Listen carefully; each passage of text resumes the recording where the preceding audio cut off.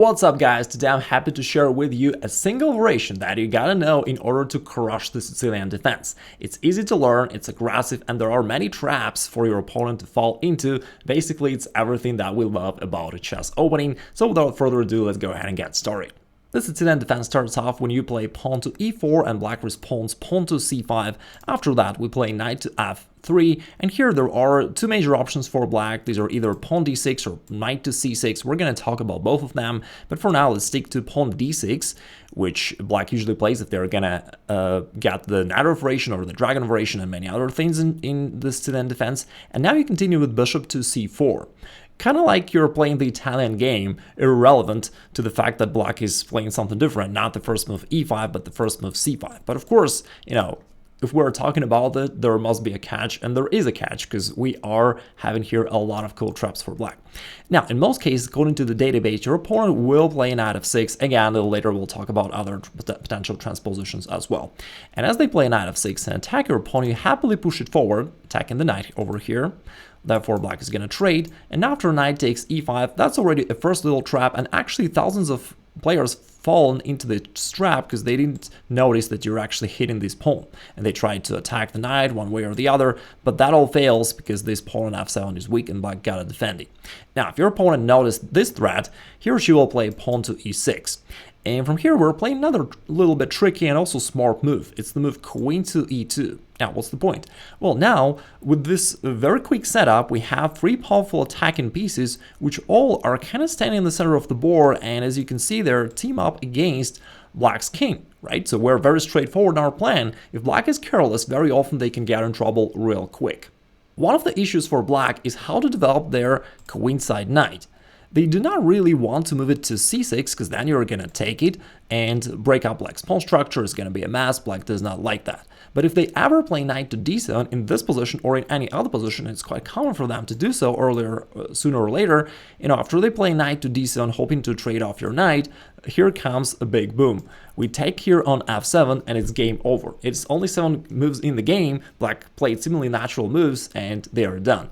What's the trick here? From here, we're forking the queen and the rook with our knight. Therefore, black is forced to take it. And now queen takes e6 delivers kind of like the scholar's checkmate, really. We're attacking the king, it has to move forward, and you could chase it with queen to f7, and basically, any decent move would be good here. The strongest is playing pawn h4, threatening pawn h5, and after that, if black ever goes to this diagonal, as soon as you move this pawn forward, we're going to check black's king. So that's how we put together this quick checkmate.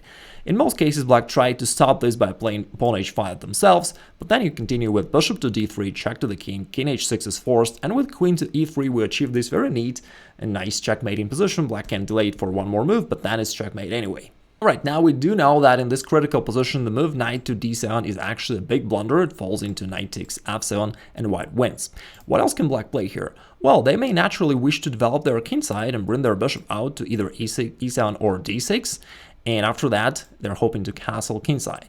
What are you going to do then? Well, it's a good question. After bishop e7, we simply continue our development. You castle kingside, black does the same, and here you play another smart move, rook to e1.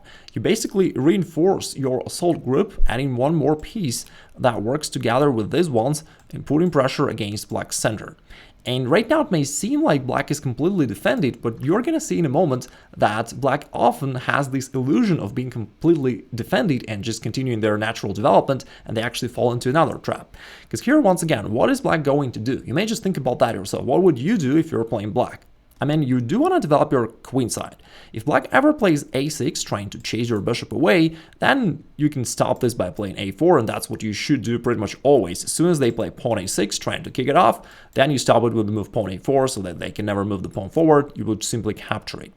So that's out of the question. They still do not want to develop their knight over here, because then if they ever do so, if you take it, black has to double their pawns, and now all these pawns are extremely weak, and black's position is just bad positionally. So they do not want that either.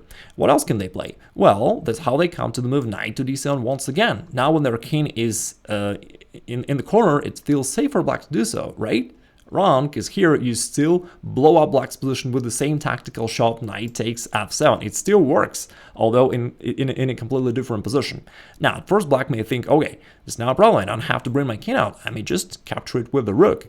But then you take this pawn e6 with a queen, and you can see that your pieces line up together against this rook and against the king as well. But first of all, they gotta somehow defend their rook here on f7, and they do that by playing queen to f8. Now they feel like they have everything under control, but then you simply capture this bishop on e7. And what black failed to realize earlier is that this rook on f7 is actually pinned down to the king, therefore it cannot move. And you can take that free bishop on e7 and keep your attack going. And after this trade on e7, at the end of this line, we can see that the rook is still pinned, cannot move, thus you're going to capture it on the next move, and you are going to be a rook up, thus having a completely winning position. And before getting into the main line, let me show you a couple quick transpositions and questions that you may have. Okay, so here, as we go into the Sicilian defense and you play knight to f3, your opponent may play something else. Okay, but usually they either play pawn d6 or knight to c6. These are by far the most popular options. If they play knight to c6, against this we've got another cool, shocking gambit. It's the move pawn to b4. This is something, you know, extremely unusual and extremely effective. Even Magnus Carlsen picked up our opening to defeat another GM in 11 moves, and if you missed on that video, which I published earlier, you may check it out later after watching this one. I'll put a link on top and below in the description. Another possible thing your opponent may do after going pawn d6 and you play bishop c4, instead of going knight f6 right away, they may play pawn e6, and many believe that it's a smart thing to do when you have your bishop out. They try to put this pawn to block the way of your bishop. What do you do in that case? In that case, I recommend that you play a multifunctional move queen e2, and actually it is a part of our setup anyway, right? We were going to play our queen here, but right now it has also one more potential, option for this queen to work on. It stops black from going pawn d5 because it actually opposes the queen to black's king. What I mean by that is if black tries playing d5 and attack your bishop, you will happily take this pawn, and here black will realize that they cannot recapture because their own pawn is pinned. So that's nice. And if black doesn't want to play pawn d5, they'll usually end up playing knight f6 anyway, which will then transpose into our line. After we play here in the center of the board with the move pawn e5, pawn takes, knight takes e5, we got our main line. And of course, another question you may have is, what if black plays something completely different? Well, in that case, you'll just have a normal game of chess because you didn't sacrifice anything, you didn't weaken your position, you just keep playing a normal chess. But in most cases, you will end up getting this position or something very similar to it. Now, we discussed black's move bishop e7. What if they bring the bishop out to d6? It is actually a better option for black. The bishop is a little bit more active here, but anyway, we've got a very simple and aggressive plan against this. Now, we're going to castle kingside as usual, and after black castles, we are going to play another cool move, pawn to f4. This is now the move which is a part of our overall attacking plan. So we solidify our knight here on e5, so that black has never a chance to do anything against it. Also, it gives us some more space on the king side, so that maybe we may consider the rook lift in the future or something like this. Now, what is black going to do here? Very often they will try this a6 trick anyway, trying to push your bishop and maybe even win it somehow. But as soon as they go pawn a6, you just stop it by playing pawn a4. That's just a standard thing. Okay, now black starts thinking once again, what are they going to do? There's still an issue that if they bring the knight over here, you're going to trade it off and break up their pawn structure. They do not want that. So they may wish to prepare it by playing queen to c7. And then you play another cool move, which is pawn to b3.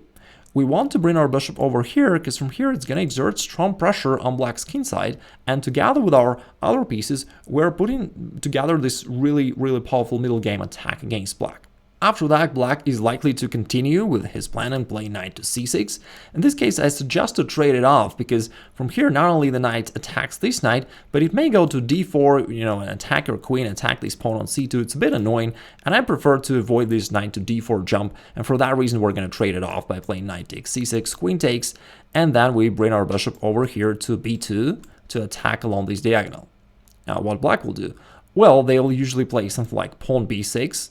If they move their knight, that actually doesn't do anything. And here you play another smart move. You need to develop this knight, but if you play it here, it's going to stand on the way of your bishop and it's going to block it.